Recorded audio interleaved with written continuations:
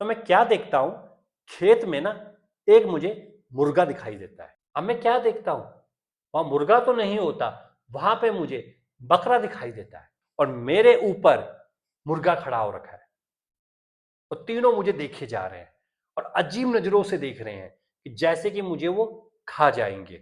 तो हर बार हम आपको धन्यवाद कर रहे हैं, थैंक्स कर रहे हैं, क्योंकि दिल से कर रहे हैं। क्यों कर रहे हैं? क्योंकि आप इतना ज्यादा प्यार जो हमें दे रहे हैं, आप किस्से कहानी हम आपके लिए लेके आते रहते हैं, आप हमें हाइप कर देते हैं, कमेंट्स करते रहते हैं। कमेंट्स में आप जो मोटिवेशन देते हैं ना, हमें बहुत अच्छी लगती है। हमें लगता है कि हमें आपके लिए कुछ नया किस्सा और कहानी लेके आना चाहिए, और हम किस्से कहानी आपको सुनाते नहीं है, उनके पीछे सीख छिपी होती है। और हम हमेशा आपको कहते हैं, अपने कुल देवता, अपने इष्ट देवता, अपने पितृ देवता, इन तीनों का हमेशा सम्मान करें, इनको हमेशा याद रखें। सुबह, दोपहर, शाम को इनको हमेशा याद करें, क्योंकि अगर आप इनको याद करेंगे ना, तो जिस वक्त आने वाले वक्त में आपके ऊपर कोई संकट आने वाला होगा ना, आपके ऊपर किसी तरह की कोई मुसीबत आने वाली होगी, यही चीजें आपकी मदद करने वाली है। क्योंकि ये चीजें मदद करती हैं। और जो किस्से कहानियां होती है ना, यही इसीलिए बनाई जाती हैं कि आपको पता लग सके, मदद होती रहती है। तो आज जो हम आपके लिए लेके आए हुआ है ढोंगी छलावा। आपने इंसानों में ढोंग सुना होगा कि इंसान ढोंगी होते हैं, इंसान ढोंग करते हैं, पर क्या छलावा भी ढोंग करता है और ढोंगी छलावा भी होता है? तो उसके लिए आज हम एक नया किस्सा आपके लिए लेके आए हैं। लेकिन उससे पहले हमेशा हम क्या लेकर आते हैं? अपने एक नोवेल, वो है महाबली हनुमान। महाबली हनुमान हम क्यों लेके आते हैं? देखिए, हनुमान जी एक ऐसी शक्ति है ना, किसी भी तरह की कोई नेगेटिव एनर्जी हो, महाबली हनुमान के आगे वो टिक नहीं सकती। और सबसे बड़ी बात है, अगर आप हनुमान जी के भक्त हैं ना, तो कमेंट्स में जय हनुमान, जय श्री राम कंटिन्यू लिखते जाइए, ताकि आपको इनकी पावर्स का एहसास हो सकेगा। और इसके साथ ये जो किताब आप देख रहे हैं ना, ये किताब नहीं है, ये हनुमान जी का आशीर्वाद आप देख रहे हैं। और ये ऐसे ही इत्तेफाक से आपके सामने नहीं आ गई है, हनुमान जी की आपके ऊपर कृपा होने वाली है। इस पूरे आशीर्वाद में हनुमान जी में बताया गया कि हनुमान जी की चालीसा कैसे पढ़ी जाती है, बजरंग बाण कैसे पढ़ा जाता है, संकट मोचन कैसे पढ़ा जाता है, ताकि वो एक तरीके से जागृत हो जाए और आपको वो फल दे, जो फल आज तक आपको हनुमान चालीसा या आपको जैसे कि बजरंग बाण पढ़ने से नहीं मिला होगा।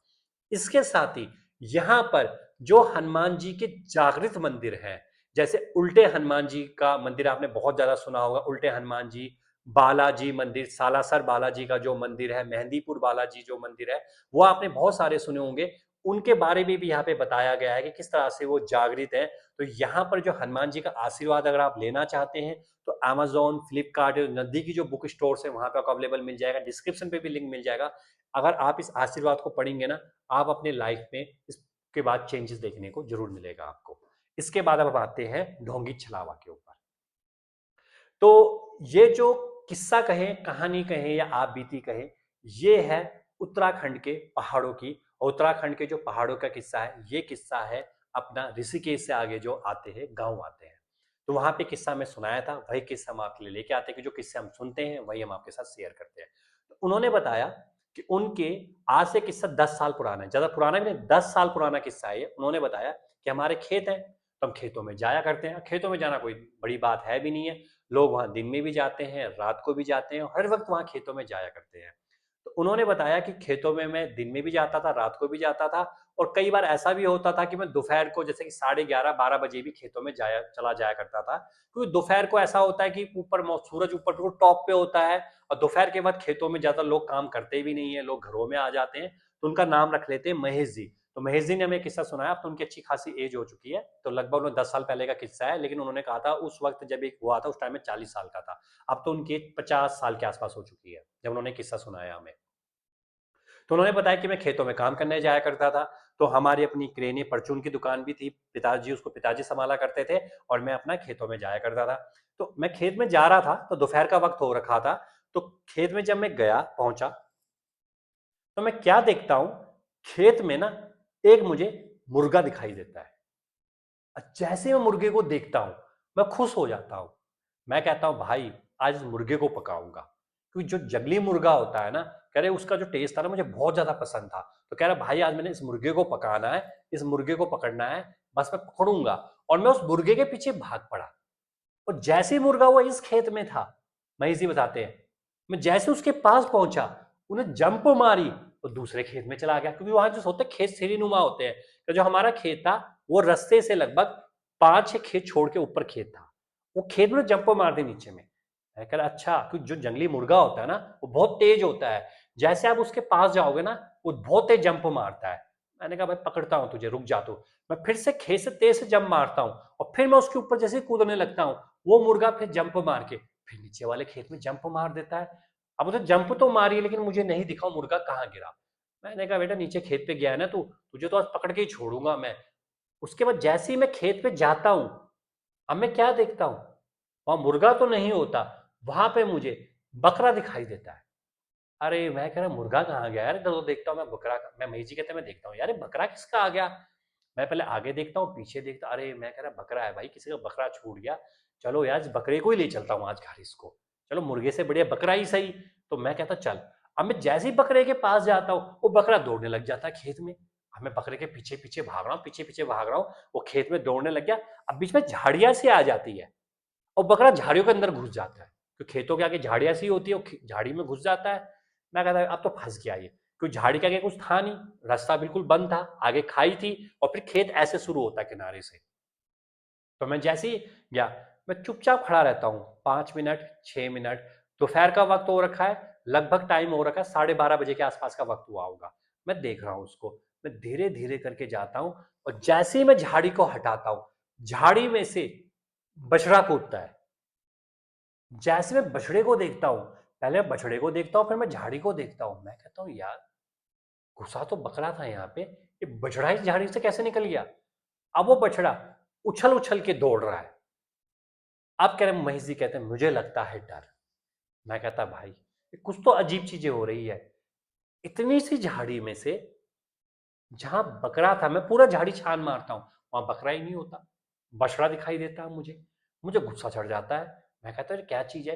अब मुझे डर भी लग रहा है ये हो क्या रहा है, पर फिर भी पता नहीं, अब दिमाग मेरा पलट गया, मैं दिमाग को तो नहीं क्या हो गया, उस बछड़े के पीछे भागने लग रहा हूँ। बछड़ा आगे आगे भाग रहा है, मैं पीछे पीछे भाग रहा हूँ और मेरे हाथ में एक डंडा सा मैं तोड़ लेता हूँ उस झाड़ी में से और उसके पीछे डंडा लेके भाग रहा हूँ। वो बछड़ा भागते भागते भागते भागते भागते कूद मारता है रास्ते में। अब जैसे वो रास्ते में कूद मारता तो रोले की, वहां रोला होता, कहते हैं रोला मतलब उसको कहते हैं जहां पर लोग अपना जैसे कूड़ा कचरा वहां पे जाके फेंकते रहते हैं, वो रोले की तरह भाग जाता है। मैं भी पीछे पीछे भाग रहा हूँ, पता नहीं मुझे क्या हो गया था, मुझे कुछ समझ में ही नहीं आ रहा था। मैं पीछे पीछे भाग रहा हूँ, वो डंडा सा लेके पीछे पीछे भाग रहा हूँ और पीछे भागते भागते मैं क्या देखता हूँ, जब मैं बछड़े के पीछे भाग रहा था ना, अब वो बछड़ा तो मुझे नहीं दिखा, पर मुझे क्या दिखाई देता है, मुझे दिखाई देता बल्द, बैल। अब वो बैल खड़ा हो रखा वहां पे। मैं कहता हूँ कि महेश जी कहते हैं मैं मन ही मन सोचता हूँ यार मैं कर क्या रहा हूँ, मैं पागल हो गया हूँ क्या, मैं क्यों भाग रहा हूँ इसके पीछे। मैं उसी टाइम ना पीछे मुड़ने लगता हूँ, मैं ऐसे पीछे मुड़ के अब मैं सोचता हूँ यार घर चलो भाई, जल्दी से घर जाता हूँ। अब मैं दौड़ना चाहता हूँ, मैं दौड़ लगाना शुरू करता हूँ, मैं दौड़ रहा हूँ, मैं तेजी से दौड़ना लगता हूँ। मैं दौड़ता जा रहा हूँ, दौड़ता जा दौड़। अब मैं क्या देखता हूँ, जो बैल था ना मेरे पीछे खड़ा हो रखा था, अब वो बैल ना जाने कब मेरे से आगे दौड़ रहा है। मुझे ये समझ में नहीं आया, इतना सा रास्ता जिसमें सिर्फ एक इंसान क्रॉस कर सकता है और इंसान को भी साइड होना, आपको गांव के रास्ते आपने देखे होंगे पहाड़ों के, वो कच्चे से रास्ते होते छोटे छोटे से। अगर दूसरा बंदा वहां से सामने से आएगा ना तो पहले आपको साइड लगना पड़ेगा फिर वो बंदा क्रॉस होगा। लेकिन वो बैल, वो बल्द, वो आगे दौड़ रहा है। अब मैं सोच रहा हूँ खेत से भी नहीं दौड़ा होगा ये, नीचे से भी खाई है, तो दौड़ा किस तरीके से, मुझे समझ में बिल्कुल नहीं आया। अब वो आगे आगे दौड़ रहा है, मैं रुक गया, खड़ा हो गया और वो भी खड़ा हो गया। मैं 4 कदम आगे गया, वो भी 4 कदम आगे चला। हमें से समझ में नहीं आ रहा महेश जी कह रहे हैं हो क्या रहा है। महेश जी मुझे लग गया पता कि मेरे साथ ना ये कुछ अजीब सी चीजें हो रही हैं। अब महेश जी कहते हैं मैं चुपचाप खड़ा हूं और मैं चुपचाप क्या हुआ, खेत, अब खेत था, मैं कोई रास्ते के साथ खेत होते हैं, मैं खेत पे चढ़ गया। अब मैं खेत पे जाने लग गया हूँ, अब मैं खेत पे चल रहा हूँ। अब मैं क्या देखता हूँ, खच्चर होते हैं ना गाँव में, खच्चर होते हैं, तो खच्चर, अब मैं देखता हूँ मेरे आगे खच्चर खड़ा हो रहा है, वो खच्चर मेरी तरफ देख रहा है और मेरी तरफ दौड़ते हुए आ रहा है। अब वो ऐसा लगा मुझे मारने के लिए आ रहा हो, मैं साइड हो गया, वो खच्चर आगे निकल गया।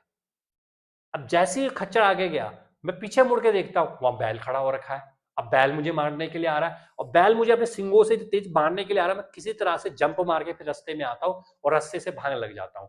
और मैं पीछे क्या देखता हूँ, अब पीछे मेरे पीछे बकरा दौड़ रहा है, बकरा तेजी से दौड़ रहा है, इतना तेज दौड़ रहा है, मैं भी तेज दौड़ता जा रहा हूँ। और तेज दौड़ते दौड़ते ना, अब मैं किसको पुकार रहा हूँ, मैं पुकार रहा हूँ अपने इष्ट देवता को।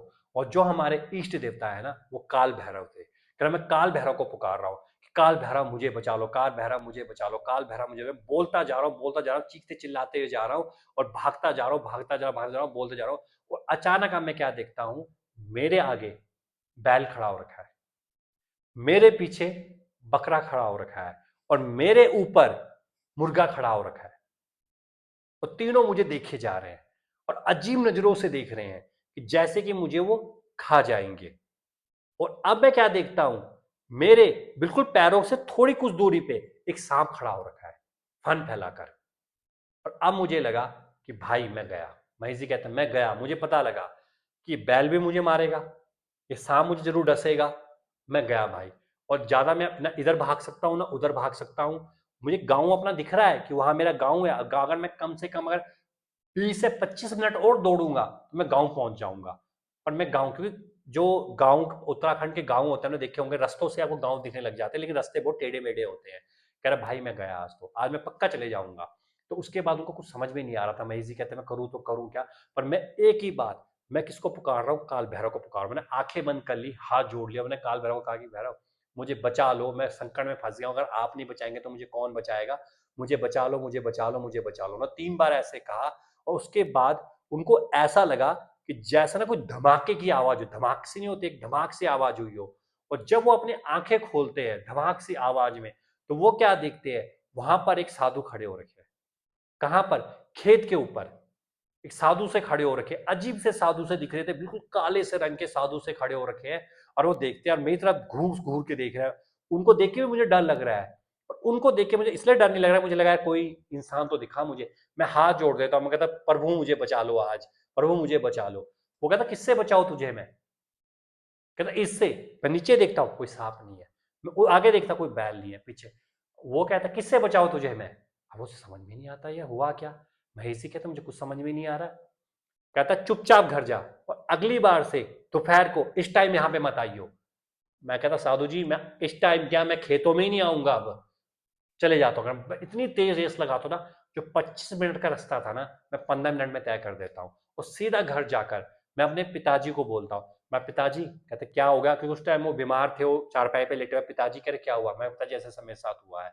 पिताजी कहते हैं तुझे ढोंगी छलावा मिला था। तो ढोंगी छलावा, कहते हैं हाँ वो ढोंग करता है, वो तुझे कई रूप दिखाता। वो हो सकता तो इंसान का रूप दिखाता, फिर कुछ देर के बाद तुझे किसी लड़की का रूप दिखाता। और अगर तू उसके बाद अगर तू इसमें पागल हो जाता, या तो तू नीचे जंप मार देता, या तो गिर जाता, या दिमाग बिल्कुल पागल हो जाता। तो चक्कर में कई लोग पागल हो जाते हैं, कई लोग नीचे गिर जाते हैं, कई लोग वैसे खेतों में गिरे पड़े रहते, किसी को नहीं पता लगता क्या उनके साथ हुआ है। तो कई वो साधु कौन थे, तो अभी भी नहीं पता, वो भैरव के अंश थे, वो हमारे इष्ट देवता के अंश थे, जिसने तुझे बचाया। अगर वो ना आए होते ना तो तू खत्म था। तो कह रहा मैं उसी टाइम जाके, जो उनका स्थान होता है जहाँ पे भैरव देवता विराजमान थे, वहां पे जाके हाथ जोड़ता हूँ और कहता प्रभु आज आपने मुझे बचा लिया, फिर आज आपने मुझे दर्शन भी दिए, चाहे जिस रूप में दिए उस रूप में आपने मुझे दर्शन दिए, इसलिए मैं आपका कोटि कोटि नमन करता हूँ। और अब से मैं आपका ही नाम लूंगा। इसीलिए हम हमेशा कहते हैं जैसे महेश जी बचे ना, ऐसे आप अपने कुल देवता इष्ट देवता का नाम लीजिए। जिस भी मजहब से हैं आप, जिसको भी आप मानते हैं उसका नाम लीजिए, क्योंकि वही शक्ति है, वो हिडन पावर्स है जो चारों हर वक्त आपके साथ रहती है। बस एक बार अगर आप उनका नाम लेंगे ना, तो आप किसी भी कंडीशन में होंगे ना आप जरूर बचेंगे। और कभी आपके साथ भी हुआ होगा, आपके साथ ऐसा हुआ है तो कमेंट्स में जरूर बताइए कि आपके साथ आपके कुल देवता ने, आपके इष्ट देवता ने, आपके पितृ देवता ने आपको बचाया है। कमेंट्स, क्योंकि इस कमेंट्सों को पढ़ के ना औरों के अंदर भी भक्ति भावना जागेगी और वो भी फिर भक्ति करना शुरू कर देंगे। और हम यही कहना चाहेंगे जो आपका प्यार है वो प्यार बढ़ाते जाइए। इस तरह के हम किस्से कहानी आपके लिए लेके आते रहेंगे। जय भैरव देवता।